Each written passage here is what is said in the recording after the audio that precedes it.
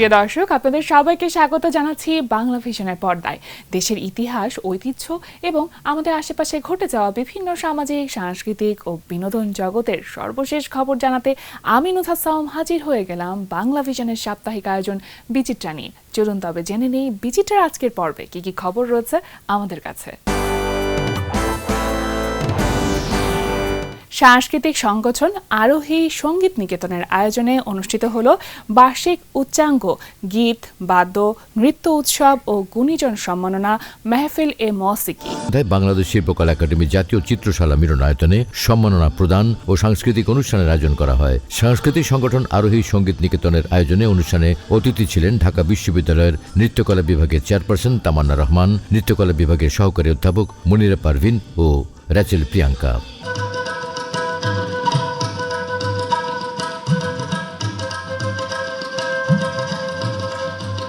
সংস্কৃতি যদি আমরা টিকিয়ে রাখতে না পারি তাহলে কিন্তু আমাদের দেশের সভ্যতা, আমাদের দেশের যে ঐতিহ্য সেটা বিলীন হয়ে যাবে।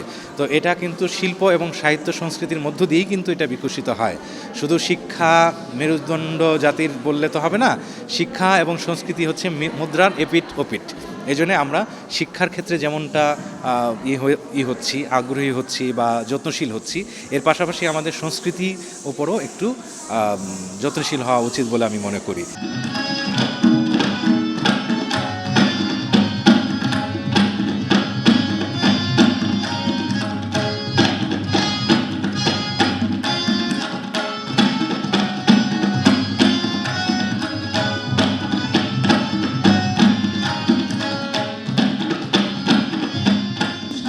সঙ্গীত চর্চা করা অত্যন্ত কঠিন, এটা একটি সাধনার বিষয়। সেই সাধনা করার জন্য যে দুজনকে লাগে, একজন গুরু আর একজন অভিভাবক, এই দুজনের কেমিস্ট্রিতেই আর কি আমি যদি বলি একটা পরিপূর্ণ শিল্পী তৈরি হয়ে ওঠে। আরোহী সঙ্গীত নিকেতন সম্মাননা 2026-এ এবার দেওয়া হল প্রখ্যাত সঙ্গীতশিল্পী আকরামুল ইসলাম, সঙ্গীতজ্ঞ ও গবেষক মুত্তালিব বিশ্বাস, খ্যাতিমান সঙ্গীতশিল্পী খুরশিদ আলম এবং সংস্কৃতি বিষয়ক মাসিক পত্রিকা সরগমের কর্ণধার কাজী রৌনক হোসেনকে। অতিথিদের আলোচনার আগে ও পরে হয় নৃত্যানুষ্ঠান। এতে দেশের বিভিন্ন প্রান্তের 28টি দলের প্রায় 300 শিল্পী দলীয়ভাবে উচ্চাঙ্গ সঙ্গীতের কণ্ঠ, যন্ত্র ও নৃত্য পরিবেশন করেন।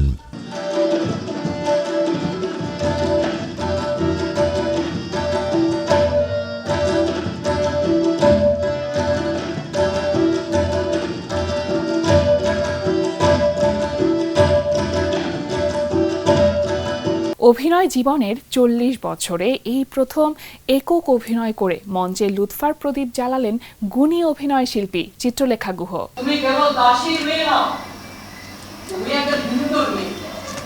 রাজকালবার নাম ছিল তোমার। আমরাই তোমাকে সিরাজের সঙ্গে বিবাহ দিয়ে তোমার নাম লুৎফুন্নেসা রেখেছি।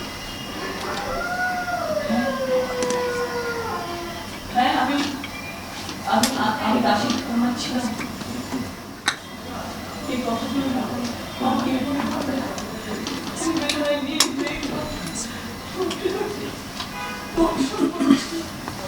সাংস্কৃতিক ব্যক্তিত্ব তানভীর মোকাম্মেল রচিত নতুন নাটক লুৎফার প্রদীপ মঞ্চে নিয়ে এলো সাংস্কৃতিক সংগঠন সমতল।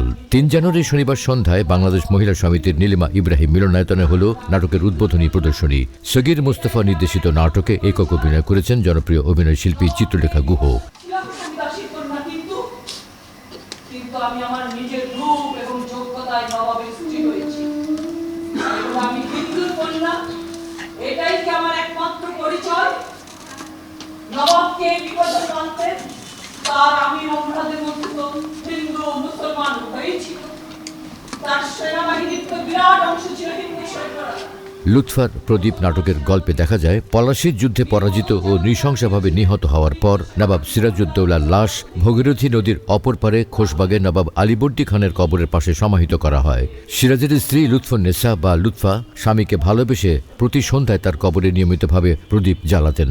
এ প্রদীপ কি কেবলই মৃত স্বামীর প্রতি এক বিধবা নারীর প্রেমের প্রকাশ, নাকি তার চেয়ে বেশি কিছু? এমনই এক ঘটনা প্রবাহিত হয়েছে লুৎফার প্রদীপ নাটকের গল্পে। আকাশী রাজের জন্য আমারও দুঃখ কিছু কম নয়, সে তো আমারও বোনের ছেলে। তারই অদ্ভুত হাসি আমার ভিতরে একটা অজানা আশঙ্কায় আমাকে আশঙ্কিত করে তুলল। আমি ক্ষুব্ধ হয়ে গেলাম। আমি তাকে বললাম, আপনি তো সবকিছু জানেন খালাম্মা। তারা তো কেবল নবাব সিরাজউদ্দৌলাকে হত্যা করেনি, তার ভাই পদমশ্রী খানকে হত্যা করেছে, কিশোর বয়সী ভাই মির্জা মেহেদীকে হত্যা করেছে। তারা নবাব আলীবর্দীর বংশটাকে নির্বংশ করে দিতে চেয়েছিল। আমার ছোট বোনটা মির্জা মেহেদী 87 মানুষ ছিল, শান্ত স্বভাব, কবিতা লিখত, বই পড়তে ভালোবাসত। কত অল্প বয়সে আরবি এবং ফার্সি কিতাবের বিশাল কিতাব ছিল তার। তাকেও তো ওই নীরব দুই তক্তার মাঝখানে রেখে পিষে হত্যা করেছে খালাম্মা। আপনি তো সবই জানেন খালাম্মা। ধানমন্ডির শফিউদ্দিন শিল্পালয়ে সম্প্রতি শেষ হলো চিত্রশিল্পী শাহিদা পারভীনের একক চিত্রকলা প্রদর্শনী নিসর্গের রংরূপ।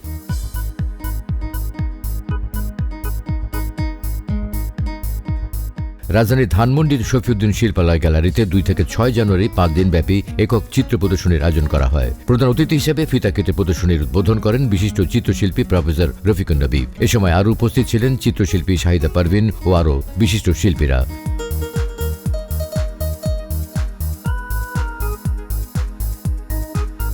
ভ্রমণ পিপাসু শিল্পী শাহিদা পারভীনের প্রকৃতি দেখার দৃষ্টিভঙ্গি একান্ত নিজস্ব।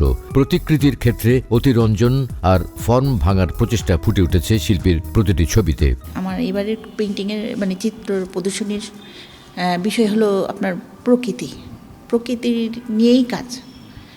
আমাদের দেশের বিভিন্ন টুরিস্ট প্লেসই বলেন, এই বান্দরবান, রাঙামাটি, তারপরে আপনার আর কোন জায়গায় সেন্ট মার্টিনও আছে, এরকম আর কি জায়গার বিভিন্ন স্পট যেখানে আমি প্রায়ই বেড়াতে যাই, আমার প্রিয় জায়গা।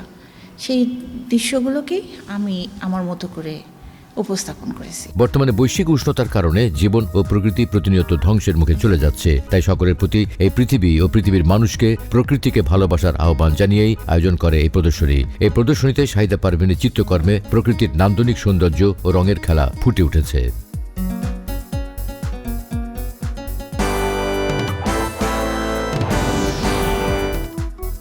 ষোলতম ফিজিক্স অলিম্পিয়াডের সিলেট আঞ্চলিক অলিম্পিয়াড অনুষ্ঠিত হয়েছে সিলেট ইন্টারন্যাশনাল ইউনিভার্সিটিতে। 3 জানুয়ারি শনিবার সকালে বেলুন উড়িয়ে অনুষ্ঠানের উদ্বোধন ও বক্তব্য প্রদান করেন সিলেট ইন্টারন্যাশনাল ইউনিভার্সিটির উপাচার্য অধ্যাপক ডক্টর মোহাম্মদ আশরাফুল আলম।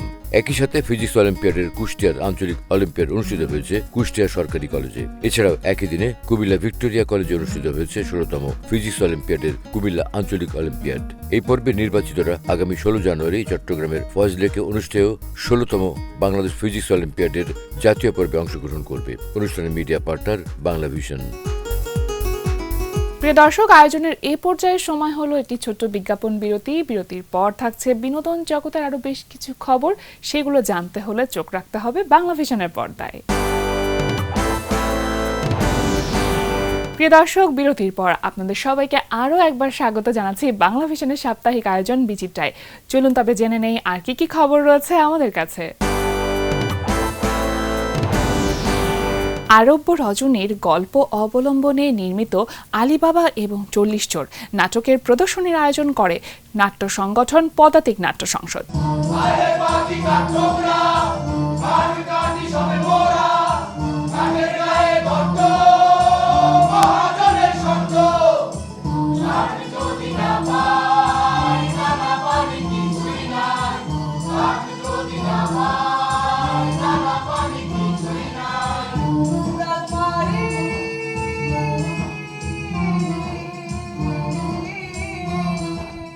জানুয়ারি শনিবার সন্ধ্যায় বাংলাদেশ শিল্পকলা একাডেমির এক্সপেরিমেন্টাল থিয়েটার হলে মঞ্চস্থ হল পদাতিক নাট্য সংসদের 45তম প্রযোজনা আলিবাবা এবং 40 চোর। নাট্যরূপ দিয়েছেন উম্মে হানি। অভিনয়, আয়তন, পরিকল্পনা ও নির্দেশনা দিয়েছেন সুদীপ চক্রবর্তী। দুঃখের কথা, এই এত মন কাঠের দাম মাত্র 10 আনা। অতটুকু তো পাওয়া যায় না ছাড়, তার মাঝে আমি আবার 4 পয়সা পাই। বটে বটে, সে কথা তো ভুলে গেলাম বাছা। ওকে দিয়ে দাও দেখি 4 পয়সা। নাটকের গল্পে দেখা যায় সম্রাট শাহরিয়ার তার প্রথম স্ত্রীর থেকে প্রতারিত হয়ে তিনি নারীবিদ্বেষী শাসকে পরিণত হন। প্রতিদিন তিনি রাজ্যের একজন করে অবিবাহিত নারীকে বিয়ে করেন এবং তাকে শর্ত দেন যদি তাকে গল্প শুনিয়ে সারা রাত জাগিয়ে রাখতে না পারে তবে ভোর হতেই সেই নারীকে হত্যা করা হবে।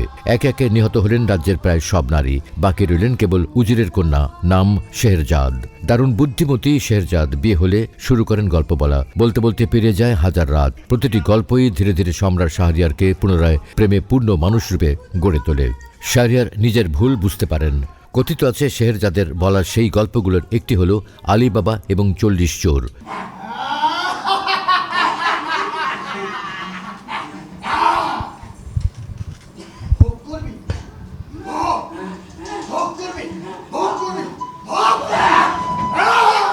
নাটকটি বিভিন্ন চরিত্রে অভিনয় করেছেন শরীফুল ইসলাম, মেঘা ঘোষ, সৈয়দা শামসিয়া আরা, জিয়াউল হক, মোসাম্মদ জিনিয়া আজাদ, সাখাওয়াত হোসেন সহ আরও অনেকেই।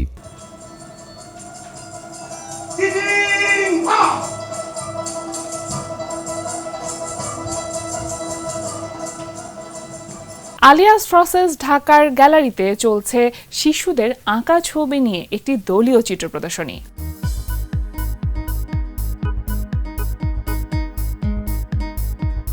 6 জানুয়ারি মঙ্গলবার বিকেলে আলিয়াস প্রসেস দ্য ঢাকার লা গ্যালারিতে গাজার শিশুদের সহায়তার লক্ষ্যে হোপ ওয়েভ ফাউন্ডেশনের আয়োজনে অনুষ্ঠিত হল নিরাময় কেন্দ্রিক তহবিল সংগ্রহ প্রদর্শনী echoes of hope, children for children.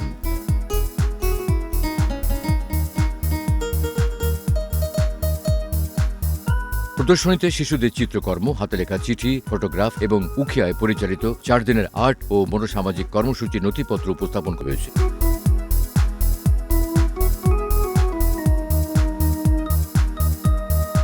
এসব কাজের মাধ্যমে শিশুরা ফিলিস্তিনে শিশুদের প্রতি সহমর্মিতা, ধৈর্য এবং সংহতির বার্তা প্রেরণ করেছে, যা সীমান্ত পেরিয়ে মানবিকতার এক অসাধারণ সংযোগ তৈরি করে।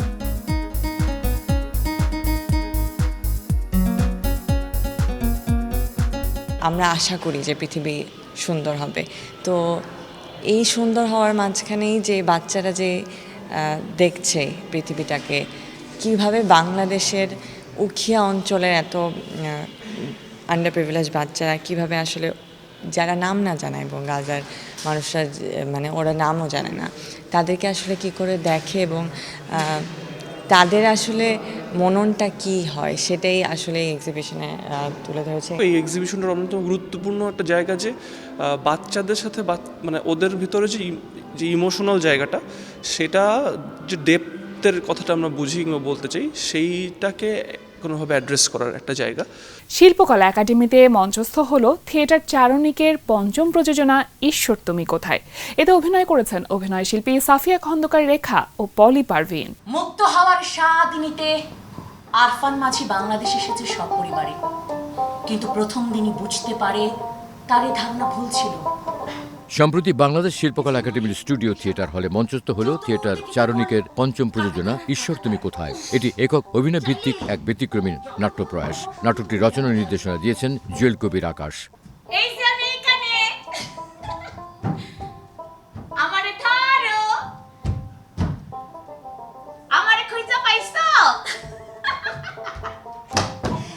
এদিকে তাসমিদা বাংলাদেশে এসে ওর সাথে ঘটে যাওয়া দুঃস্বপ্নের কথা ভুলতে বসে। বর্তমান সমাজে নারীর উপর সহিংসতা, দমনপীড়ন ও শোষণ চলছেই। কখনো রাষ্ট্র, কখনো ধর্ম, আবার কখনো সমাজ ব্যবস্থা নামেই চলে এসব নিপীড়ন। তাই শোষিতদের কণ্ঠস্বরের প্রতিচ্ছবি হিসেবে এই নাটকের কেন্দ্রীয় চরিত্রের অবতারণা করা হয়েছে। এতে আরও দেখা যায় রোহিঙ্গা মেয়ে তাসমিদা জোহর, যার মন এবং মননে মিয়ানমার আর আরাকানের দুঃস্বপ্ন। আমরা নারীরা যে বঞ্চনার শিকার, নিপীড়নের শিকার, সেটা যুগে যুগেই হয়ে এসছে। এক এক সময় এক এক আঙ্গিকে সেটা হয়। তো আমাদেরকে এই জিনিসগুলো আসলে আমরা মেনে নিতে চাই না, কিন্তু আমাদেরকে এই সময় এসে সতর্ক থাকতে হবে। আমাদের নিজেদের নিরাপত্তার দায়িত্বটা আমাদের নিজেদেরকে বুঝে নিতে হবে। আমাদের নিজেদের অধিকারের জন্য নিজেদেরকে কথা বলতে হবে। দেশের সাহিত্যে আরাকান কিংবা মিয়ানমার এক অচেনা অধ্যায়। এই নাটকের মাধ্যমে দেখা যায় আরাকানের রোহিঙ্গা নিধনের আদ্যপান্ত ও নারীর দেহ ভোগাকাঙ্ক্ষী মানুষেরা শেষ পর্যন্ত ছাড়িয়ে যায় দেশ, কাল, এমনকি ধর্মের সীমানায়। নাটকটি 2টি প্রদর্শনীতে একক অভিনয় করেছেন অভিনয় শিল্পী পলি পারভিন। রোদেরা দেখেছে ফিসফিসানো পাশাপাশি পথে হাঁটা, ঝুলেতে লেগেছে বৃষ্টির জল, হাতেতে গোলাপ কাটা, রোদেরা দেখেছে ফিসফিসানো পাশাপাশি পথে হাঁটা দূরত্ব সকল গিয়েছে ঘুচে তুমি আর আমার মাঝে চোখেতে এখন পড়ে না পড়ো মনেতে সেতার বাজে। প্রিয় দর্শক, দেখতে দেখতে চলে এলাম আজকের আয়োজনের একেবারেই শেষ পর্যায়ে। বিনোদন জগতের সর্বশেষ খবর জানতে এছাড়া ইতিহাস ঐতিহ্যের সাথে থাকতে থাকুন বাংলা ভিশনের সাথে। আগামী সপ্তাহে নিশ্চয়ই একই সময়ে আবার দেখা হয়ে যাবে বাংলা ভিশনের পর্দায়। সে পর্যন্ত সকলে ভালো থাকুন, সুস্থ বিনোদন চর্চার সাথে থাকুন। আজকের মতন বিদায়।